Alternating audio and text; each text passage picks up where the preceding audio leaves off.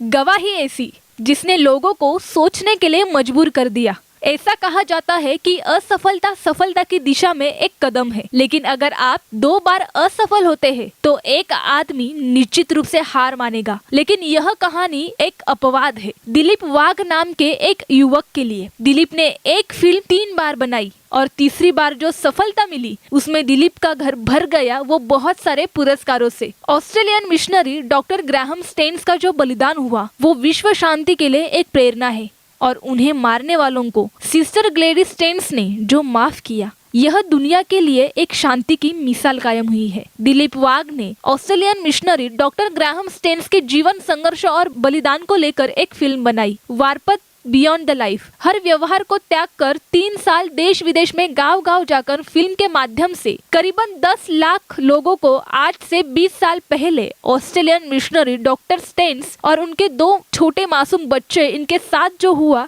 उससे अवगत कराया और शांति का संदेश भी दिया। अपनी उम्र के सिर्फ 22वें साल में ऑस्ट्रेलिया से भारत आकर कुष्ठ रोगियों की सेवा करने के संकल्प से उनकी माँ और चाचा नाराज हुए, पर ग्राहम अपने निश्चय पर अटल थे। ग्राहम की माँ और चाचा को ऐसा लगता था कि जिस देश में गरीबी और दरिद्रता की कोई सीमा नहीं, जिनका भविष्य अभी तक उभरा नहीं, वहाँ जाकर 22 साल का ग्राहम क्या करेगा। इसीलिए वे नाराज थे। उनकी नाराजगी को नजरअंदाज करके ऐशो आराम के जीवन का त्याग कर कर ग्राहम भारत के उड़ीसा में आ जाता है। सबसे बड़ी बात, भारत में ग्राहम स्टेन्स खुद होके नहीं आए थे, उनको उड़ीसा बारीपाड़ा के लोगों ने बुलाया था और उन्हीं के बुलावे पर वह उड़ीसा में आए थे। उस समय कुष्ठ रोग यानी लेप्रोसी समाज के नजरों में मानव के लिए एक श्राप जैसा था। जो लोग इसका शिकार होते थे उनके शरीर से बदबू आती थी, उनके हाथ पैर सड़ जाते थे, समाज और घर परिवार वाले उन्हें स्वीकार भी नहीं करते थे। ऐसे में चंद्रपुर में बाबा आमटे, अमरावती में शिवाजीराव पटवर्धन और ओडिशा में ग्राहम स्टेन्स इन पीड़ितों के लिए सेवा कर रहे थे। समाज और घर परिवार से निकाले हुए लोगों के जीवन में जीने की उम्मीद लाना ग्राहम का जुनून बन गया था। ग्राहम उनके लिए मसीहा से कम नहीं थे।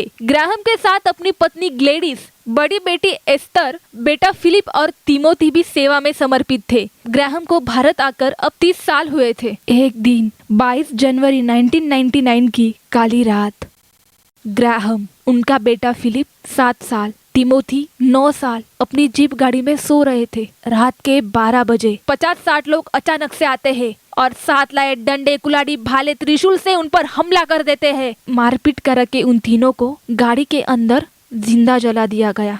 मारने वाले सभी बजरंग दल के लोग थे। महाभारत में जिस प्रकार अश्वत्थामा ने द्रौपदी के 5 बच्चों को आधी रात में जिंदा जलाया, उसी तरह ग्राहम के बच्चों की हालत कर दी गई। उस समय विश्व हिंदू परिषद के लोगों ने यह हत्याकांड करने वाले मुखिया दारा सिंह के मां का सत्कार किया और 25,000 रुपए देकर कहा, आपके बेटे ने बहुत अच्छा काम किया है। दारा सिंह को फांसी की सजा सुनाई गई। ऊपर की अदालत में अपील करने के बाद फांसी की तब्दील उम्र कैद में हो गई। आज की स्थिति में दारा सिंह की हालत क्या है पता नहीं, मगर दारा सिंह की बूढ़ी माँ आज भी अपना पेट भरने के लिए लोगों के खेतों में काम कर रही है। सिस्टर ग्लेडिस स्टेन्स हमेशा कहती है, मेरे पति और 2 बच्चों को प्रभु यीशु ने उसके राज के लिए इस्तेमाल कर लिया है। मैं परमेश्वर की आभारी हूँ। प्रभु यीशु के नाम में दुख उठाने का अवसर ग्राहम को उसने दिया। मैं सच्चे दिल से प्रार्थना करती हूँ, हे पिता, उनको यानी कि घटना को अंजाम देने वाले बजरंग दल के कार्यकर्ताओं को क्षमा करे,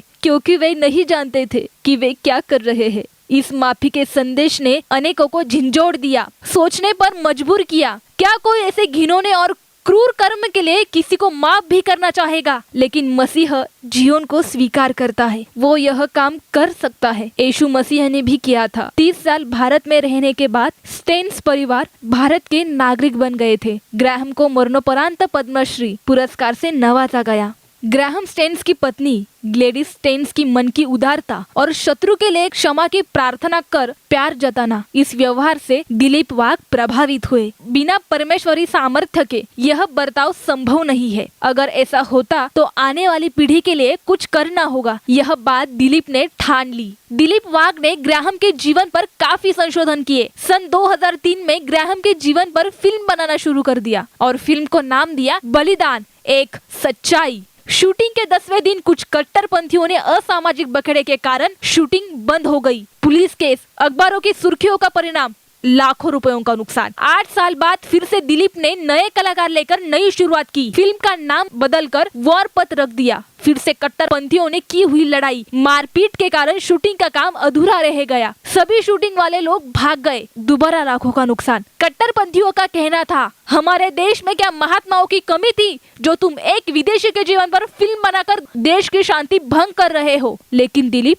मसीहत की सच्चाई लोगों के सामने रखने पर तुले हुए थे। मन के सच्चे भाव के कारण तकलीफें होती रही, समस्या आती रही। फिर से तीसरी बार अलग कलाकार लेकर 2017 में शूटिंग शुरू हो गई। लोग दिलीप को पागल कहने लगे। भारत के 135 करोड़ लोगों में से दिलीप वाघ अकेला ही फिल्म बनाने के लिए तड़प रहा था।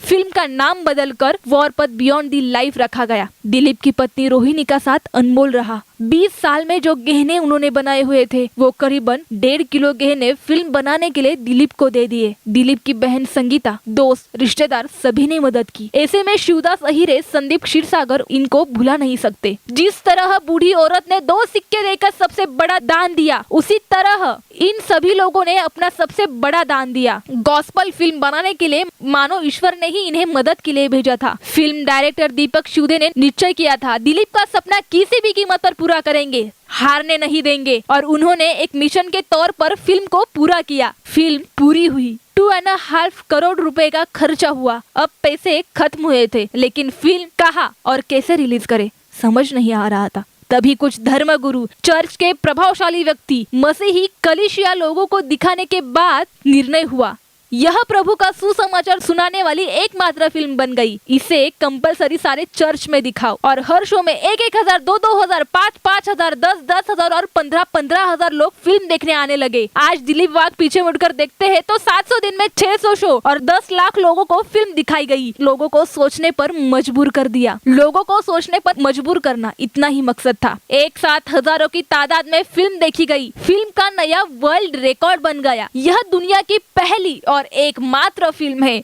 डॉक्टर ग्राहम स्टेन्स के जीवन पर बनाई गई फिल्म वॉरपथ बियॉन्ड दी लाइफ है। ग्राहम स्टेन्स का संघर्ष, फिल्म का संघर्ष, दिलीप वाघ का संघर्ष।